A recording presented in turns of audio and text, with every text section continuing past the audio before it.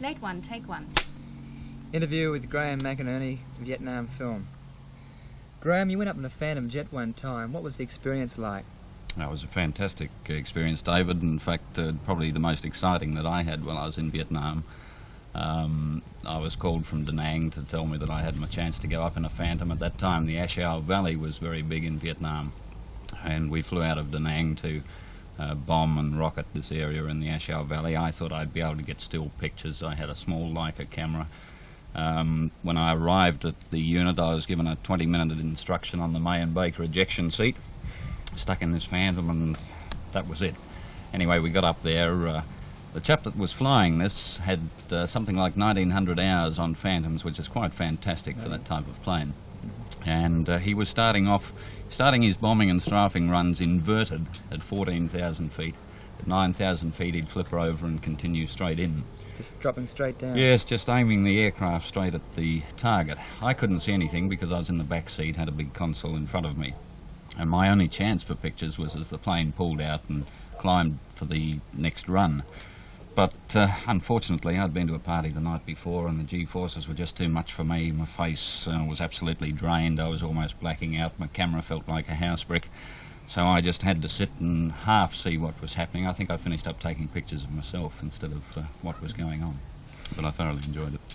How does one combat fear in a war zone?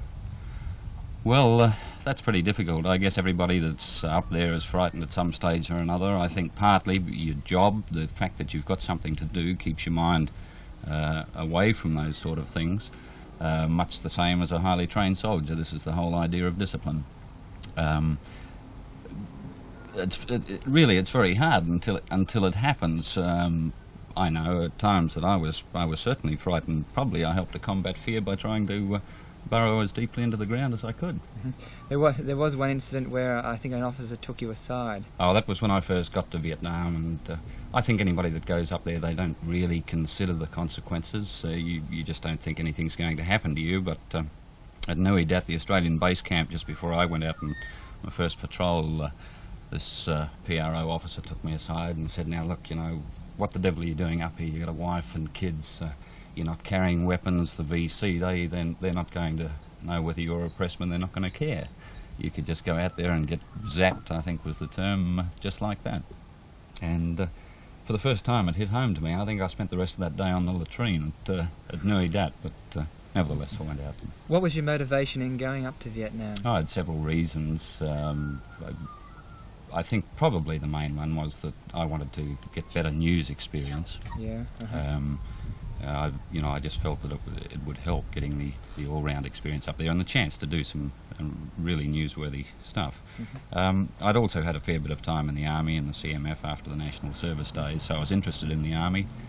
And thirdly, I just got a commercial flying licence. I thought I might have had a chance of doing a bit of flying up there for French plantation owners, this sort of thing. Can you explain why a number of cameramen were seen or known to stand up even in a fire zone and keep on filming? Well, this applied more, I think, to the newsreel cameramen because they just had to. There was no way they could sort of be laying down and getting their films. I think they'd probably be able to tell you that better than I could, but the still cameraman, to my mind, had it better because well, they could get their pictures, and usually they were aftermath-type pictures. You just couldn't show very much in a still photo of actual action. The French officer. Yes, the French officer. There was an occasion where, just to sort of go into it, there was an occasion when a Frenchman asked me why. Oh, that's right. Yes, there was a French correspondent up there.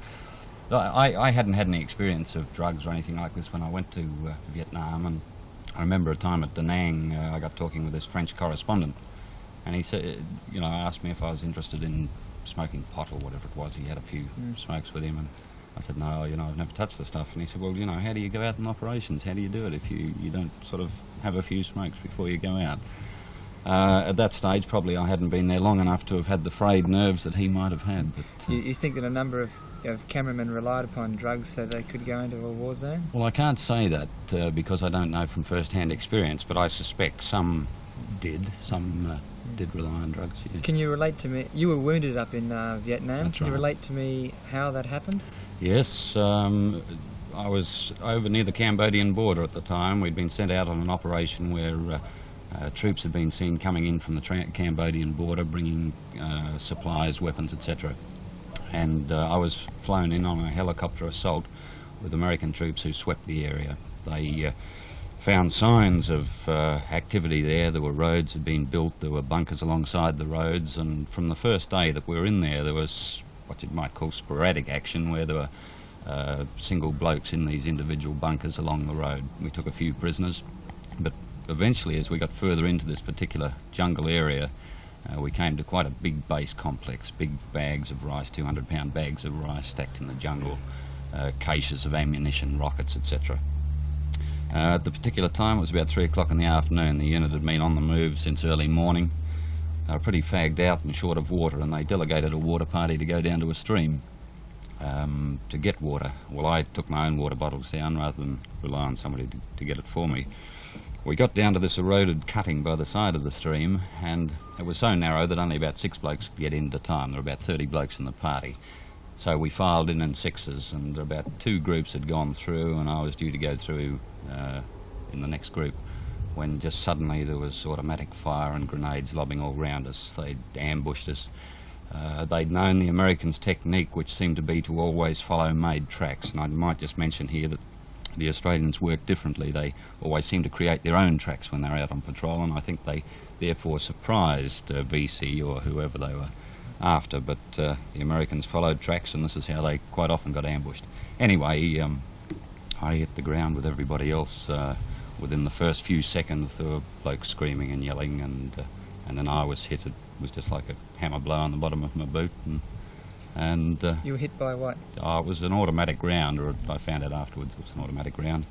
An NBC cameraman, as I remember, helped me to start crawling away from the area, which I duly did. I was frightened they were coming across the river and would get us, and I crawled back up the track that we'd come down. Probably crawled about 30 or 40 yards. I was on my stomach. I looked back, and when you're on your stomach, normally your feet are pointing to the ground. When I looked back, my left leg the heel was dragging on the ground, and the toe was pointing upwards. It had been completely shattered and had turned around. So that I lost all energy then and just laid there, and eventually medics came down and got me back up the hill. All right. You want to finish there, mate? Or? Yes. Cut. Etc. Slate 2, take 1. Leave it a minute till you open the cigarettes too. Did you need a sense of humour to survive in Vietnam? Oh yes, I think you did. I think I certainly had to have a sense of humour when I first got there. The situation in Vietnam, particularly with money, was that unless you could change money on the black market, you'd find it difficult to survive. And when I say change money, American dollars weren't allowed in there because the American dollar at that time was about, on the black market, was about, so let's say 300 piastres to the dollar, whereas the bank rate was 200. I took a little roll of $400, was my whole bank when I arrived in Saigon. And the first day I was there in the street, a little Vietnamese gentleman came to me and said, you like to change money? And I thought, yes, or I said yes. What's the rate? He told me the rate. I said, right. He led me into a back alley, and he said, let me see your money. I showed him mine. He whizzed off, came back with a roll of piastres, which he duly counted out in the hundreds and hundreds. Wound the roll up in a rubber band, and just as he was about to give it to me, having taken my money, he said, police. And I sort of looked. I couldn't see any police, but he grabbed my money and ran, leaving me with his roll. I couldn't see the police, but I strolled out of the area. And speed up. Slate 3, take 1. I walked out into the square with this great bundle of notes in my fist, sat down, undid the rubber band to count them. Peeled off the first note, which was a piastre, but the rest were newspaper. So my $200 had been lost in that first day. I was absolutely shattered. In fact, I went around to Don McLeod's place, and Don was as shattered as I, but there was nothing I could do about it. No way I could get the money back. Well, what sort of pictures were you looking for while you're over there? Well, I soon realised that there was no way I was really going to get action pictures, because if you get involved in a firefight, to my mind, you're stupid if you stand up and try and take pictures of that. I was really looking for expressions, people, either casualties. I know it's a vulture-ish type of attitude, but they were the pictures that you could get, either the soldiers or children. Quite often you could be out on tanks and you'd see children wandering from a village that had been strafed or rocketed with broken limbs, and these were the type of pictures that I was trying to get anyway. Given the fact that you were wounded and now you've got your leg is no good, would you go back into a war zone again? Oh, I'd like to. I wanted to go back to Vietnam, probably because I hadn't had long enough there, I think. But no, I found it exciting. I think that, you know, any lad who's in newspapers, in journalism. Sorry. Okay. Ah. Slate 4, take Hold 1. on, give me a slate. Very good. Slate 4, take 1. Given the fact that you permanently wrecked your leg, Graham, and it's obviously affected you now in your job, you had to turn to journalism, would you go back to Vietnam again, knowing what you know now? Yes, I would, David. In fact, I was hoping to go back even when I was in hospital.